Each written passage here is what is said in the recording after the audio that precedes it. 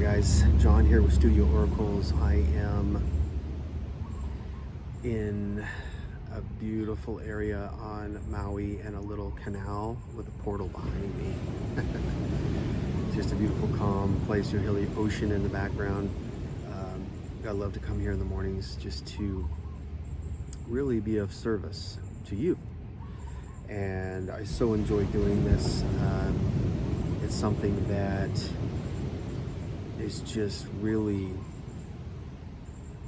satisfying, deeply satisfying to be able to be a current and a currency of Christ consciousness to anyone who needs the encouragement or hope or transcend a moment in time or a season, or it's just the next unfolding of something that's needed for your life. So this one, what I saw was this oracle is for a woman, and I saw the name Tina, or a T. It's for every T name that starts with a T, and I saw this big T over the Hollywood area, the Hollywood industry area, the movie industry, and then it shot out from there into light forms like a networking to other movie areas or movie sets across the world. So this could have more than one meaning and more than one person this is for, and starting with the T, Tina,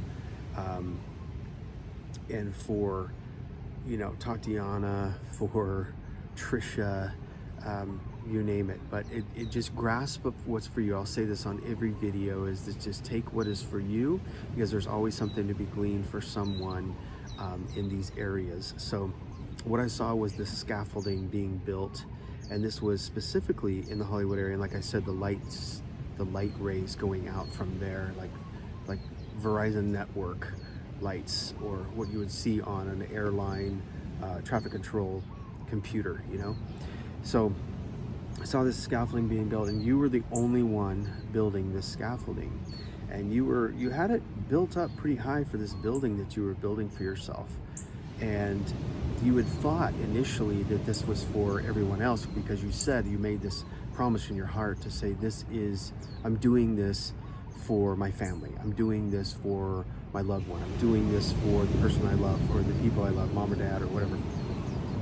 And so you'd started out that way to build this empire, if you will, so that you could be a blessing, be blessed to be a blessing to others around you. But what happened was, in the process, is that by the time you got to about the second or third story, you did pretty well, right? You grinded it out, you pushed it out, you did your thing with your gift, but you got to about the second or third floor, and you got really, really frustrated because other influences, other forces started coming in and telling you how to erect your building, and then it matched with the area of what you were feeling inside internally, egoically, and you were like, okay, yeah, I'm here to serve anyway. Yeah, I'm here to be a blessing, so why not listen to this person? Why not listen to that one?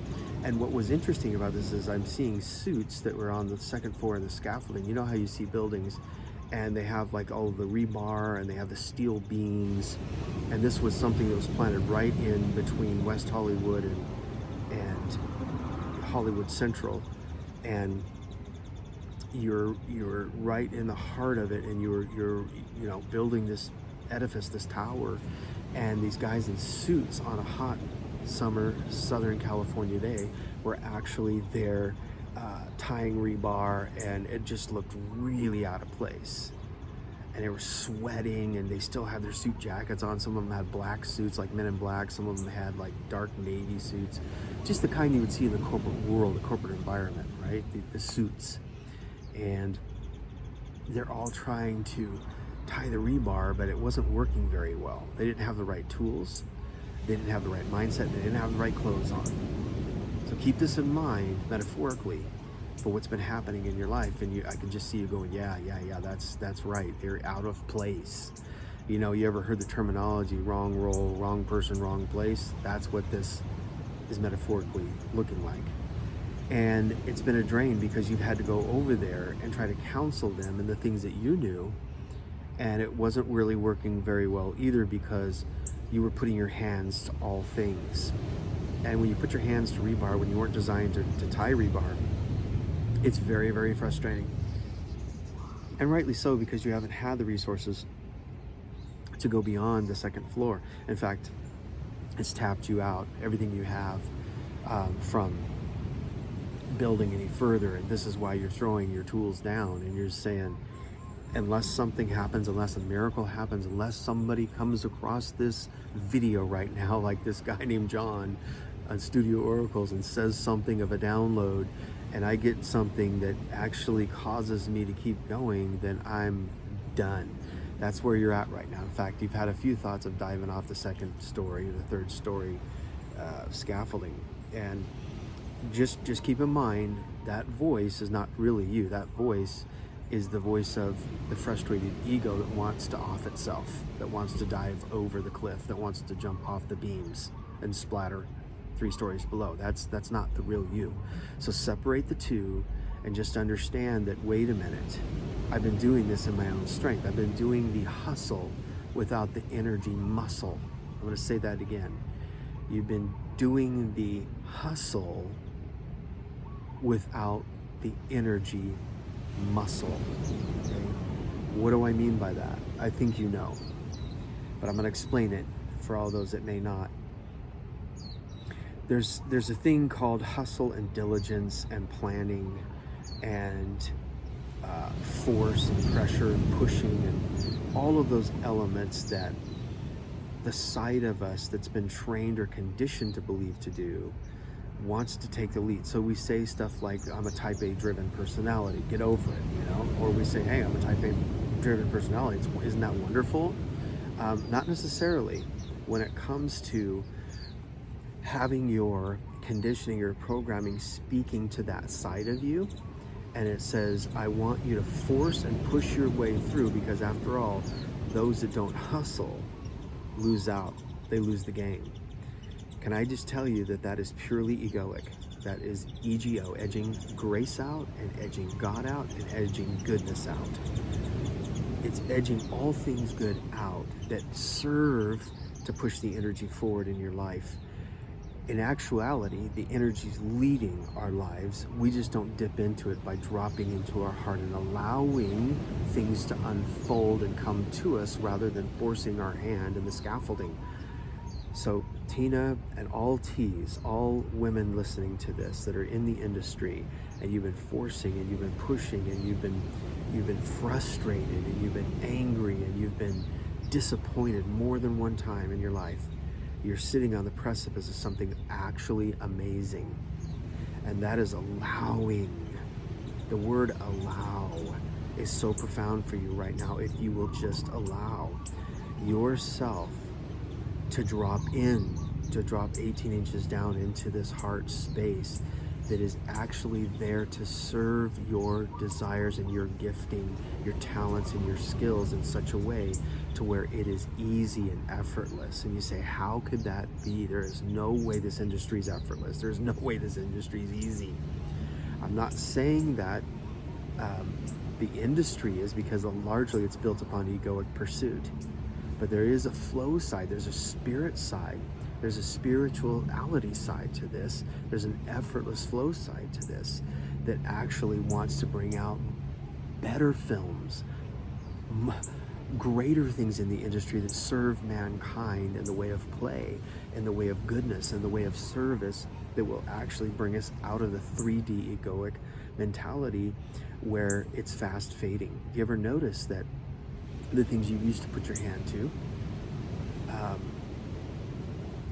not only don't work anymore, but they don't excite you anymore? You've lost the excitement. You're like, how can I get the excitement back? I was so excited about being an actor and a producer and a director. I was so excited about film. I was so excited about my artistry. I was so excited about my craft. What in the blank happened?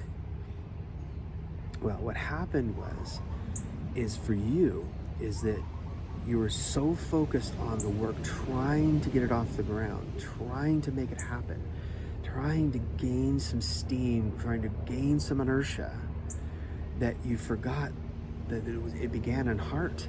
It began in play. It began with childlike innocence. It began in the arena that actually was meant to compel and catapult you forward in ways that your own efforts couldn't do. So you began to effort, and you efforted, and you efforted, and you efforted, and you actually built something, yes. But now you're looking at not even finishing because you're so exhausted and drained. So I would encourage you to step back, sit down on that steel beam and let the sun rays hit you in the early morning sun and just say, okay, I can't do this anymore, and it's okay to feel this way. It's important that you say that to yourself. It's important that you say, it's okay for me to feel this way. I can no longer go forward, and I'm okay with that. I'm okay with that. What that does, even if you don't believe it at first, when you continue to cultivate that, massage that into your soul, what happens is you begin to drop back into your heart, and then you begin to dream again from a childlike state. See, because children don't effort, they don't force, they don't stress. They're just at play in their craft or their ability or their giftings, whatever it may be. They're just playing. And remember this saying, we say it a lot as we go forward, is play saves the day. It really does. It's going to save your day. It's going to save your way. It is the way. Play is the way to a brighter day, to a more energetic day, to a more energy working for me kind of way.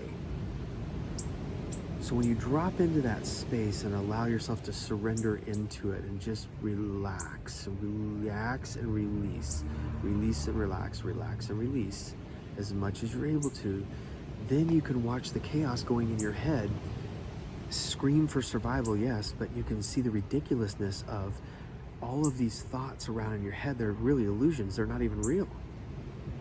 When you just drop into this space, it's like, okay, there's limitless capacity. What was I even thinking?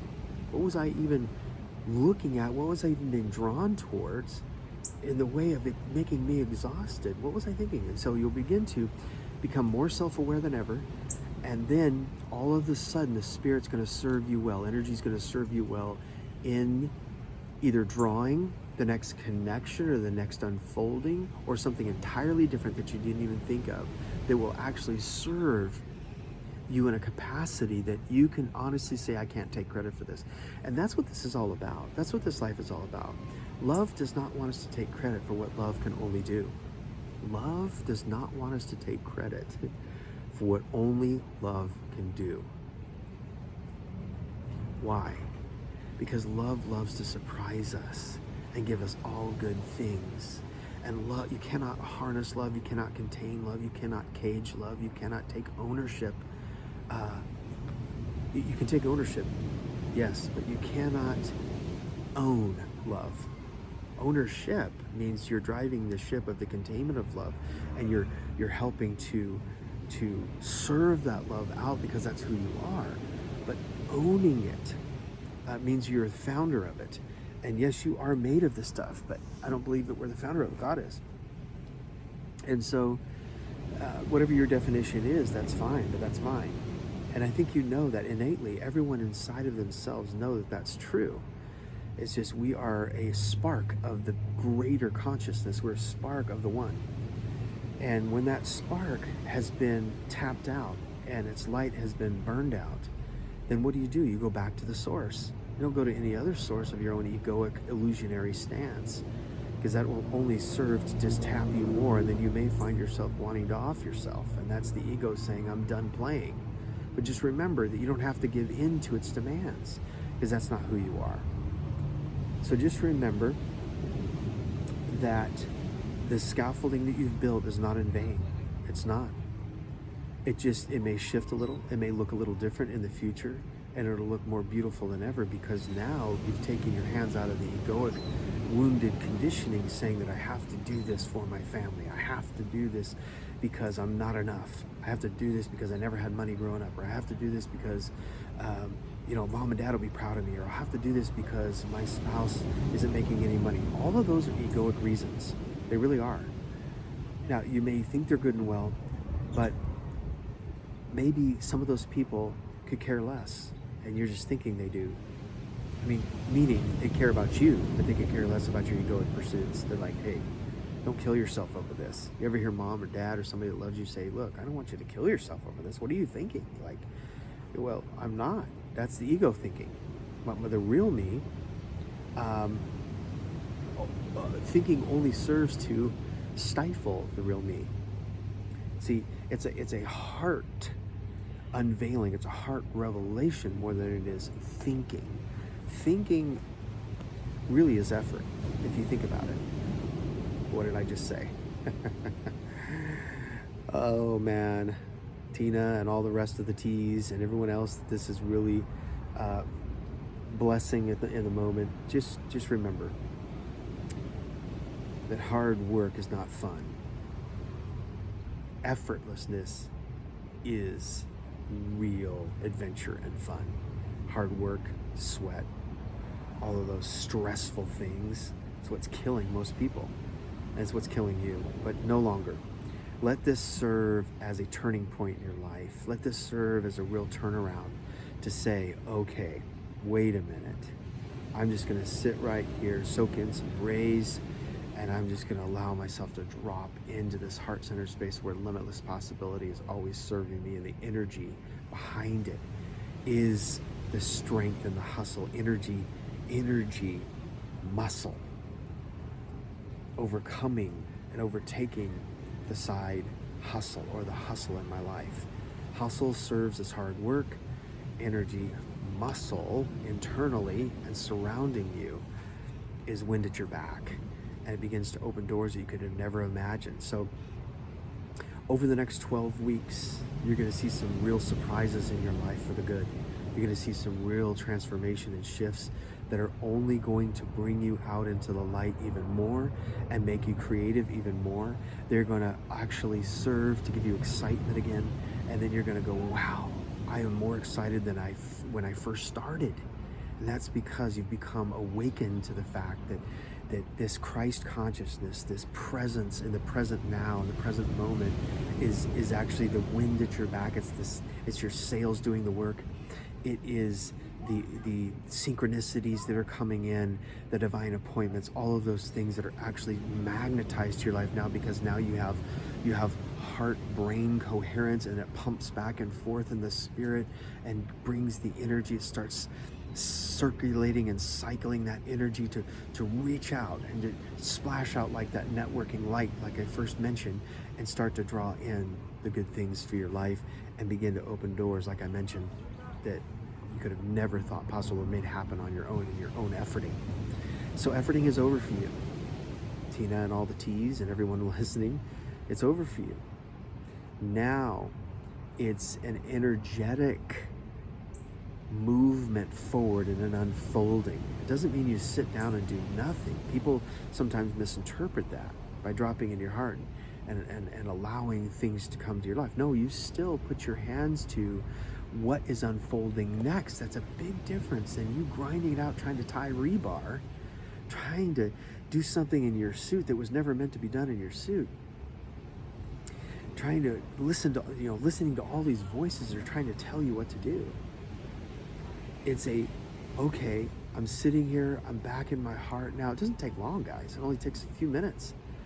When you drop in your heart and you remember the childlike innocence of why you first did this, the wonder and the excitement and the joy and the elation and all of those wonderful, powerful things that a child does when they're in play, then you're like, oh, yeah, let me go back to the artistry of this. See, there's the difference between artistry and trying to hustle something out to make a buck. Big difference. Stay in the artistry, stay in the flow. Stay in the flow of the energy that's serving you right now. And the love will catapult you forward, and the unfolding. When you try to plan your scaffolding out 5 years, 10 years from now, that's what the ego is trying to get you to believe is safety. It's really not.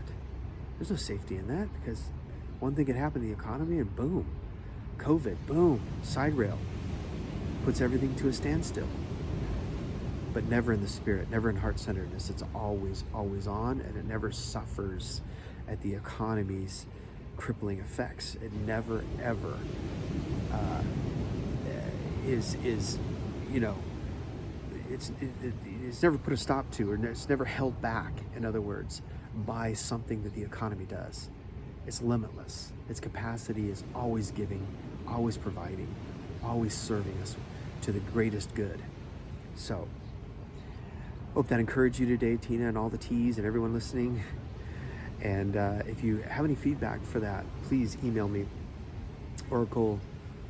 Studio Oracles info@gmail.com. Studio Oracles info@gmail.com. It's not coming out really smooth right now because I'm so caught up in the other that I just shared with you. So hope you enjoyed that. Hope that encouraged you, and we'll see you next time. Keep tuning in. Please share this, subscribe, share this if you are led to do so, if you feel a prompting to. If not, hey, that's okay too. All right, see you soon.